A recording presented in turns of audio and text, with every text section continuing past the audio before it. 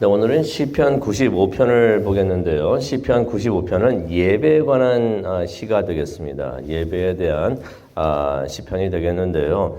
예배를 어떻게 드려야 하는지, 또 예배를 왜 드려야 하는지 그것을 이 시편 95편은 우리에게 알려주고 있습니다. 예배로 하나님을 기쁘시게 해드려야 된다는 것이죠. 예배로 하나님을 기쁘시게 해드린다. 그렇다면 하나님을 또 슬프시게도 우리가 할 수가 있는가? 우리가 언제 어떻게 하나님을 슬프게 할 수가 있는가? 이 모든 것들을 시편 95편이 다루고 있습니다. 시편 95편은 짧으면 짧다고 할 수 있는 시가 되겠죠. 11절까지 있는데요. 하지만 이 짧은 이 시편을 통해서 하나님께서는 우리에게 많은 것을, 중요한 것을 가르쳐 주고 계십니다. 하나님께서 계획하신 그 모든 큰 은혜, 그 복을 우리가 어떻게 받을 수가 있는지 그 비결을 알려주시는데요. 오늘 그 내용을 한번 보도록 하겠습니다. 시편 95편을 보면은 첫 번째 단어가 오라라는 것입니다. 이것은 영어 성경도 그렇고 원본도 그렇고 이게 이 단어로 시작을 합니다. 오라. 오라라는 말로 시작을 하는 것이에요. 이 오라라는 이 한 단어가 우리의 시선을 집중시키는 것을 보게 됩니다. 무엇을 다 하고 있었는데 갑자기 오라라고 하니까 come 하니까 우리가 쳐다보게 됩니다.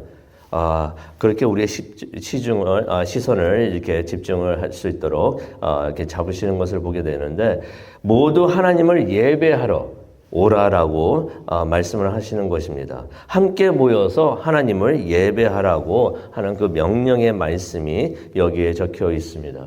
그렇다면 우리는 와가지고 무엇을 해야 하는가? 1절을 보니까 우리가 여호와께 노래를 부르자. 함께 모여가지고 우리가 노래를 부르자는 것입니다. 하나님께 노래를 부르자, 찬양을 하자는 것이죠.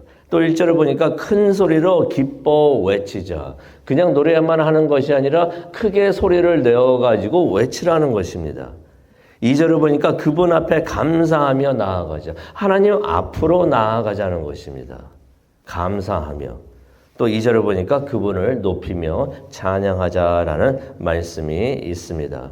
그래서 1절과 2절을 보게 되면은 하나님을 예배하는데 어떻게, 거기 옆에다가 써놓으시기 바랍니다. 어떻게라고. 어떻게 예배해야 되는지 그것을 알려주시는 것입니다. 먼저 중요한 것은 예배의 대상자가 여호와시다라는 것을 1절에 알려주고 있습니다. 오라, 우리가 여호와께 예배를 드리자는 것이죠. 그는 하나님이시기 때문에. 그러면서 여호와는 우리의 구원의 반석이 되신다라고 말을 하고 있습니다. 우리가 바로 설 수 있도록, 우리가 다리에 힘을 주고 반듯하게 설 수 있도록, 땅이 미끄럽고 또 물렁물렁하고 또 그냥 흔들리고 그러면 바로 설 수가 없는데 우리의 구원의 반석이 되어주시는 것이에요.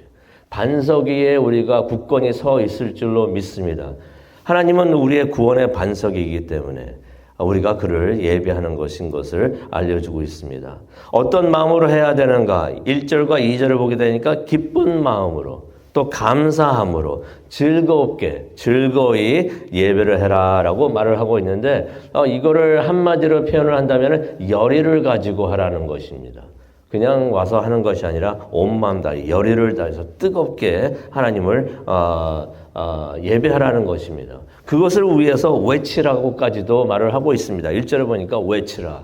그것을 위해서 외치라는 거죠. 기쁨의 외침을 말하고 있는 것입니다.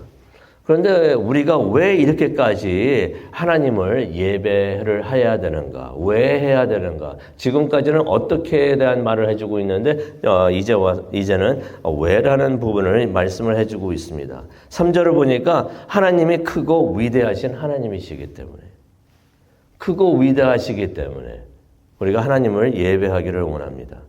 얼마나 크고 위대하신가? 3절을 보니까 모든 신들보다 크시다라고, 크신 왕이시다라고 말을 하고 있습니다. 실제로 우리가 누가복음 2장 14절을 보더라도 하나님은 가장 높으신 곳에 계시는 분이세요. 가장 높으신 곳에. 다른 이보다, 다른 신들보다, 세상에 있는 어떤 것들보다도 더 높은 곳에 계신다는 것입니다. 하나님보다 더 높은 곳에 있는 분이 하나도 없습니다. 하나님만이, 그것은 무엇을 의미합니까? 하나님만이 오직 유일한 전능하신 분이시라는 것입니다. 그래서 우리는 하나님을 예배합니다. 크고 위대하신 분이시기 때문에. 또 왜 우리가 하나님을 예배해야 될까요? 4절에 보니까 하나님이 모든 것을 주관하고 계시기 때문에. 4절에 보니까 이런 말씀이 있습니다. 땅의 깊음이 그의 손안에 있고 산의 높음도 그의 것이다. 세상에서 가장 낮은 곳에서부터 세상에서 가장 높은 곳에 있는 그것들과 그 사이에 있는 모든 것들을 하나님께서 다 주관하고 계신다는 것입니다. 그 안에는 우리들도 있겠죠. 사람들도 있고 우리 마음대로 사는 것 같아도 하나님께서 그 모든 것이 다 하나님의 손 안에 있다. 주관하고 계신다. 그래서 우리는 하나님을 예배합니다. 또 왜 예배해야 되는가? 5절을 보니까 하나님께서 모든 것을 창조하셨기 때문에 바다도 지으셨고요. 육지도 하나님께서 만드셨고 모든 것이 다 하나님의 것이라는 것입니다. 하나님이 다 만드셨기 때문에 모든 것이 다 하나님의 것인 거예요. 거기에는 하나님이 만드신 것에는 우리도 포함이 되어 있죠. 우리도 하나님이 지으셨고 그래서 우리도 하나님의 것이 되는 줄로 믿습니다. 이게 또 우리에게 축복이 되는 것이에요. 그래서 우리는 하나님을 예배합니다. 이 모든 것들이 다 우리가 하나님을 예배하는 이유가 된다는 것이에요. 그래서 6절에 말을 하고 있습니다. 와서 우리가 엎드려 예배하자. 예배를 하는데 이제는 엎드려서 예배를 하라고 말을 하고 있습니다. 겸손함을 말하고 있는 거죠. 우리를 지으신 여호와 앞에 무릎을 꿇자라고 말을 하고 있습니다. 우리가 그런 마음으로 하나님 앞에 나와서 무릎을 꿇고 하나님께 예배를 드리는, 하나님의 이름을 높이는 그러한 예배를 드리는 우리 모두가 되기를 원합니다. 하나님은 위대한 창조주이시고 크신 왕이시고 우리가 그를 찬양하는 그의 백성이 되는 것, 또 돌보시는 양이 되는 것, 이것이 바로 우리에게 큰 축복이 되는 줄로 믿습니다. 그래서 우리가 하나님을 예배하기를 원합니다. 찬양하기를 원합니다. 그래서 이렇게 우리는 하나님을 예배하는데 예배하는 것은 하나님을 기쁘시게 하는 것입니다. 예배를 간단히 표현하면 그렇게 말할 수가 있겠죠. 하나님에 대한 사랑을 고백하는 것. 그게 바로 예배가 될 터인데 그렇게 우리는 하나님께 예배를 드리면서 또 이렇게 할 때 하나님께서 기뻐하시는 줄로 믿습니다.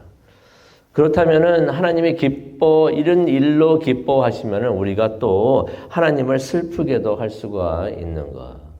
답은 yes. 그렇죠. 우리가 하나님을 슬프게도 할 수가 있습니다. 어떻게 우리가 하나님을 슬프시게 하는가? 8절을 보니까 완악한 마음을 품고 있을 때 하나님을 슬프게 한다라는 것을 우리가 깨닫게 됩니다. 8절을 보니까 무리바에서처럼 마사 광야처럼 완악한 마음을 갖지 말라라는 말씀을 하십니다. 무리바는 기억하시죠? 물이 없다고 하면서 불평하고 언쟁을 했던 것. 모세하고도 언쟁을 하고 하나님하고 그런 거죠. 물이 없다고, 목마른데 물 없다고 그렇게 언쟁하고 불평을 했던 것이 바로 무리바였던 것이. 거기처럼 완악한 마음을 갖지 말라. 또 마사는 무엇을 말합니까? 하나님을 시험한 것을 의미를 합니다. 시험을 한다는 것은 무엇을 말을 하고 있습니까? 9절을 보니까 과연 하나님이 하실 수 있을까? 하나님이 하실 수 있을까? 믿음이 없는 것을 의미를 합니다.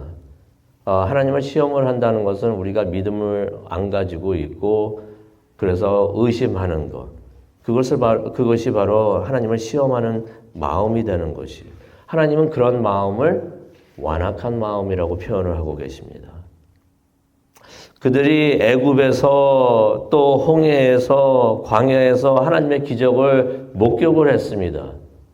누구의 말을 들은 것도 아니에요. 이랬다고 합니다. 그랬어요 하는 것도 아니었고 그들이 그들의 눈으로 직접 봤던 것이에요. 애굽에 있을 때 봤었고 홍해에서 두려워할 때도 직접 봤었고 광야에서도 수차례나 수많은 순간들을 통해서 상황을 통해서 그들은 하나님이 기적을 일으키시는 것을 봤던 것이에요. 하나님께서는 그들을 양떼처럼 잘 보살펴 주셨던 것이에요. 그런데 그들이 하나님의 은혜를 보고서도 또 하나님의 은혜를 받고서도 하나님께 불평을 합니다. 불만을 갖습니다. 애굽에서 구원받은 것까지도 원망을 하죠. 왜 구해주셨냐고 원망까지 하는 것을 우리가 보게 되는데 그들의 마음이 완고해지면서 하나님을 믿지 않는 것을 우리가 보게 됩니다.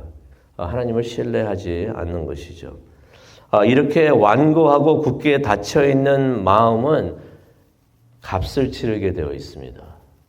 그러니까 우리가 우리의 마음을 잘 컨트롤해야 될 것 같아요.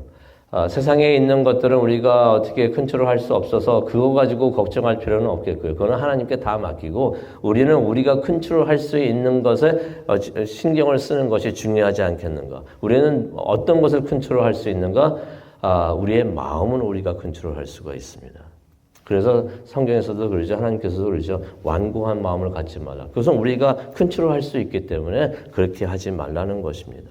완고한 마음은 믿음이 없는 마음이 되겠고 또 어떤 마음이 되겠습니까? 마음이 굳게 닫혀 있는 것을 말하는 것이. 하나님께서 은혜 주시고 또 많은 축복을 주시는데 마음이 닫혀 있어가지고 그 은혜를 체험하지 못하는 것이. 그럴 때 어떻게 되는가? 값을 치르게 된다고 성경은 말을 해주고 있습니다. 10절을 보니까요. 그래서 이스라엘이 40년 동안 광야를 헤맸고 광야를 헤맸던 게 그냥 일어났던 일이 아니었다는 것이. 완고한 마음을 가지고 있었기 때문에. 또 11절을 보니까 그뿐만이 아닙니다. 그뿐만이 아니죠. 하나님께서 뭐라고 말씀하십니까? 주님이 주시는 안식, 약속의 땅에 못 들어간 것을 하나님께서 지적을 해 주십니다. 40년 동안 광야를 헤매고 그것도 힘들었는데 그 가나안 땅, 약속의 땅, 그 안식이 있는 곳, 쉼이 있는 곳, 평안이 있는 곳, 그것에 들어가지 못하게 된다는 것이. 어떨 때? 우리의 마음이 완악해져 있을 때. 하나님의 은혜를 보고서도 또 그것을 감사하지 않고 찬양하고 예배하지 않을 때. 오늘 말씀을 마치도록 하겠는데요. 오늘 이 말씀을 기억을 하면서 우리가 기도하는 시간을 갖기를 원합니다. 하나님의 주시는 복을 받고 싶으십니까? 하나님께서 많은 큰 좋은 계획과 많은 복을 계획하고 계시고 그걸 주시기를 원하시는데 하나님의 복을 받고 싶으십니까? 오늘 시편 95편이 알려주고 있습니다. 예배와 하나님을 찬양하라. 하나님께 함께 모여서 하나님을 예배하고 하나님을 찬양하라. 하나님을 예배하지 않는 마음은 하나님께서 완고한 마음이라고 말씀을 하고 계십니다. 완고한 마음은 힘든 삶을 살게 됩니다. 치르는 값이 너무 큰 것이에요. 그래서 우리가 하나님 앞에 나와가지고 우리가 부드러운 마음을 완고한 마음이 안 좋은데 거기에 반대말이 무엇이겠습니까? 부드러운 마음이겠죠. Tender heart, 부드러운 마음을 우리가 갖기를 원합니다. 부드러운 마음이라는 것은 하나님 앞에 나와서 무릎을 꿇는 마음, 겸손한 마음이 되겠습니다. 또 겸손한 마음을 성경에서는 어떻게 표현하고 있습니까? 잘 일구어진 마음이다 라고서 말씀을 해 주십니다. 부셔진 마음이죠. 부셔진 마음, 잘 일구어진 마음, 좋은 땅이라고 성경에서는 표현을 하고 있는데 우리가 좋은 땅이 되어가지고 하나님께서 부어주시는 그 은혜 우리가 다 받기를 원합니다. 하나도 놓치지 않고 다 받기를 원하고 그러기 위해서는 항상 감사 찬양하며 예배를 드리는 우리 모두가 되기를 간절히 축원합니다. 기도하시겠습니다. 하나님 감사합니다. 시편 95편 짧은 시편이지만 이것을 통해서 우리가 왜 하나님을 예배하고 어떻게 예배해야 되는지 또 우리가 무엇을 할 때 하나님을 슬프시게 하는지 보게 하여 주시니 정말로 감사합니다. 우리가 항상 예배와 찬양으로 하나님을 기쁘시게 할 수 있도록 하나님 우리의 마음을 붙잡아 주시옵소서. 완악한 마음 같지 않게 하여 주옵시고 부드러운 마음, 깨어진 마음, 잘 일구어진 마음, 좋은 땅이 될 수 있게 하여 주시옵소서. 그래서 하나님의 복이 우리를 통하여 많은 열매를 맺고 세상에도 우리가 전할 수 있는 우리 모두가 될 수 있도록 하나님 은혜 내려 주옵소서. 그것을 위해서 기도하기를 원합니다. 이 시간 성령님께서 함께하여 주옵시고 우리의 기도를 인도하여 주시옵소서. 감사합니다. 예수님의 이름으로 기도합니다. 아멘.